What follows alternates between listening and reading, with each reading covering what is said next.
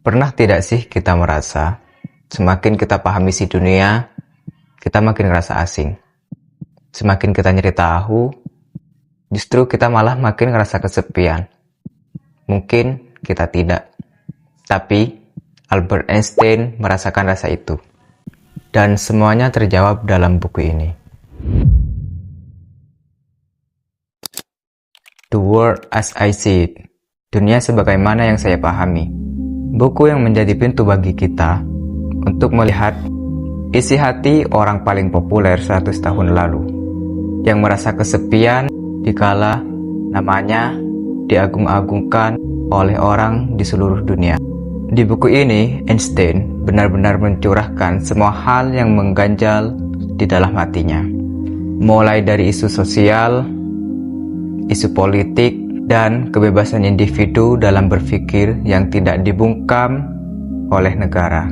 Tapi menariknya, dari kesepian itulah Einstein melahirkan gagasan religiusitas kosmik.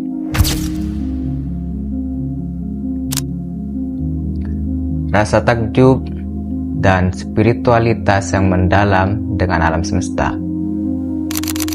Religiusitas kosmik berfokus dengan keharmonisan hukum alam tanpa terikat dengan doktrin agama dogmatis dan konsep entitas Tuhan yang personal. Tuhan yang memiliki sifat dan bentuk seperti manusia. Di titik ini, saya merasa punya frekuensi yang sama dengan Einstein. Saya suka seni, alam, berada di alam, sebagai pelarian di saat mumet. Dan dari situ lahir rasa takjub melihat semua keteraturan alam terjadi. Melihat pohon menyaring udara dan bintang-bintang indah yang menghiasi malam, dan melihat matahari yang terbit untuk menyinari bumi. Tapi bedanya, saya percaya dengan dogma agama yang saya anut.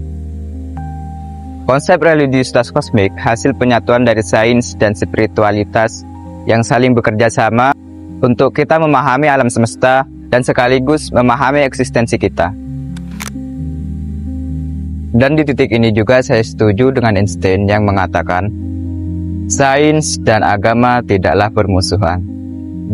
Sebaliknya, kita gunakan sains untuk melihat kemahaesaan Tuhan yang menciptakan semua keteraturan alam ini. Namun secara objektif, buku kompilasi esai ini tidak akan gampang dipahami sama orang yang tidak biasa membaca literatur berat. Karena format tulisan di buku ini, susunan babnya melompat-lompat dan tidak memiliki arah yang jelas. Selain itu, pandangan politik Einstein di buku ini terasa terlalu utopis bahkan naif kalau kita bandingkan dengan realitas geopolitik zaman sekarang yang jauh lebih kompleks dan kotor. Tapi terlepas dari kekurangannya, buku ini sukses memperlihatkan sisi kemanusiaan seorang Albert Einstein.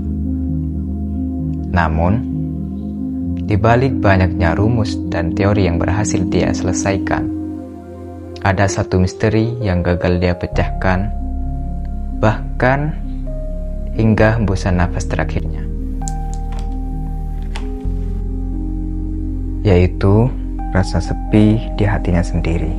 Lantas, di bawah bentangan kosmos yang begitu megah, apa sih yang masih mau kita sombongkan sebagai manusia? Saya Fatur Rahman dari SMK Nasatul Tulab. Terima kasih.